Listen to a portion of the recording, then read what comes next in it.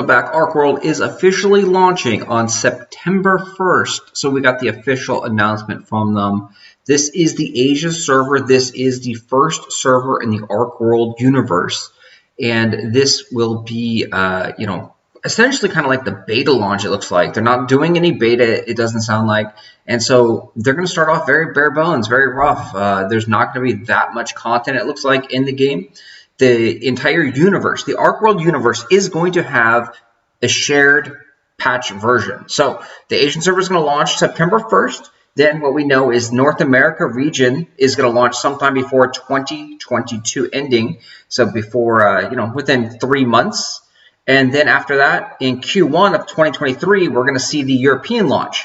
And each launch is going to be launched on the same version, same patch version of the game. So essentially, the Asia server, it's not region locked. You can play, and a lot of people from different regions are going to be playing to get kind of a head start. Essentially, this is the head start server, and then the North America will be a new server, and then Europe will be a new server. So very, very interesting. It's confirmed for Thursday. Standard to launch an MMO on a Thursday, less people online, and then prepare for all the bugs and issues that come out. We don't know. We don't know if there's going to be thousands upon thousands of players. But what is very interesting to me, and what I always love to check out, is on OpenSea.io. This is where you buy the NFTs. So there's fandom cards, which are like VIP tickets, VIP treatments, and then there's also the land that is available for each server. So today, just now, about 11 minutes ago, we had a huge sale. Someone spent $5,156 on a fandom card, this Yada rare card right here. So this is one that gave you access to buy the mega land plots in the past. So that could be the reason why the person spent $5,000 on this Yada, because they're thinking that when North America launches, they'll be able to buy a mega land plot. And the mega land plot sold for $13,000 at the highest point, the last one that is sold about a month ago. So there's some big money going around in this NFT market already. And they do literally nothing right now. Literally, these things do nothing. It's all speculation. It's all like future benefits. We don't see a game yet. We haven't, the game had an alpha, but other than that, you can't use them, can't do anything with them. So this is very, very interesting to me, and you can just see that guy skyrocketing the amount spent on fandom cards just with that one purchase, because on average, most of them are about $300. And these, like I said, are VIP. There's only 2,200 and some odd change of these guys. So like these get you priority queue access. So if you are in a queue at the launch of the server, you're going to want to have a fandom card because that bypasses the queue. So if there's like a 4,000, 5,000 person queue, instead of waiting by just having a fandom card, you should be bypassing the queue and you should be getting into the game within a minute or two. So that, to me, if you played any MMORPGs before, launch day is just hellish. And there's always queues, and being able to bypass that is just, to me, it's worth $300. If you want to play the game and your time is valuable, which it should be, your time should be valuable. You don't want to be sitting in a queue for an hour or two and then get disconnected and then have to queue back up again. That's a disaster. You never want to do that. So being able to just instantly get into the game is totally, to me, worth $300. Maybe it's because I have a little bit more money nowadays, being older and more developed in life or whatever it is. But if I were a young kid who's 18, 16, not making much money, $300 would be a lot for sure. And maybe I would just sit in the queue and wait. But that's why the game differs to different audiences. And so you got the people that have money that are able to bypass the queue like that, and then you have people that are just going to grind it out. So we'll talk about guides on free to play, because there's definitely a way to play Archeworld 100% free to play and grind out some money and actually make money off the game, potentially earning more than a job per se, depending on which country you're in. So this is going to be a very, very interesting experience. Archeworld will be launching September 1st.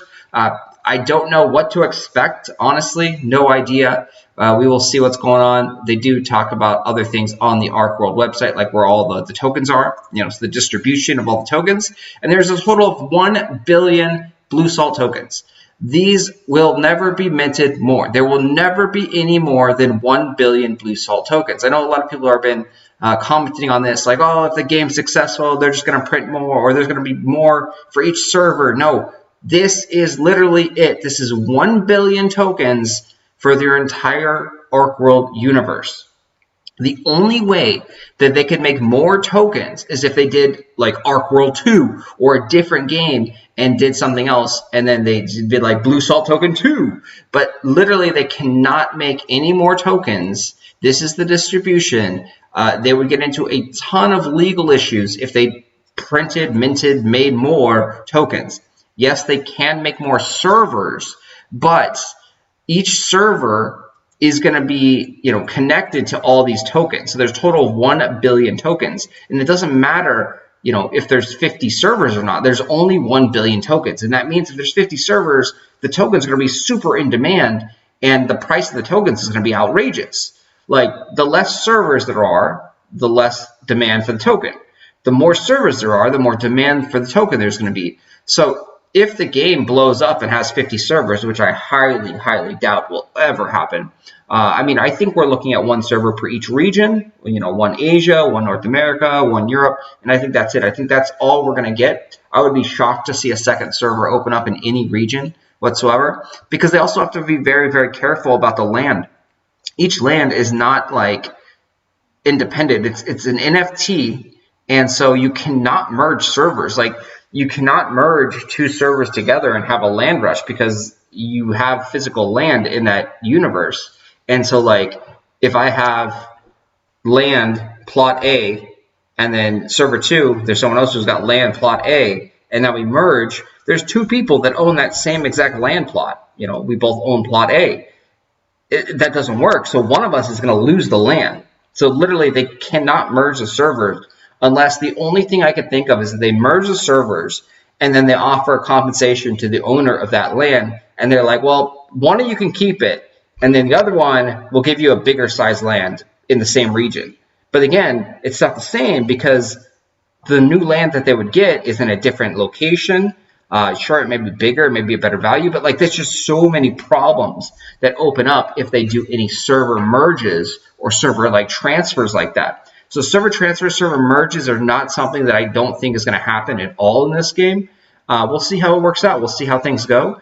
And I am excited. I'm nervous. I'm curious. All those feelings. It's a cool time right now to see what happens with pretty much the first MMORPG that is using blockchain technology and NFTs, to see, what's going to happen. Will this be a huge success in the future? In 5 years, will this be the wow of the NFT market, where people are like, whoa, Archeworld, that was the first MMO? Like, or will it just die and burn off in failure in 6 months, a year? Who knows? We don't know. We'll see. We'll see what's going on. And I will talk to you guys later. Thanks for watching. As always, hit that like button, subscribe to the channel, and see you later.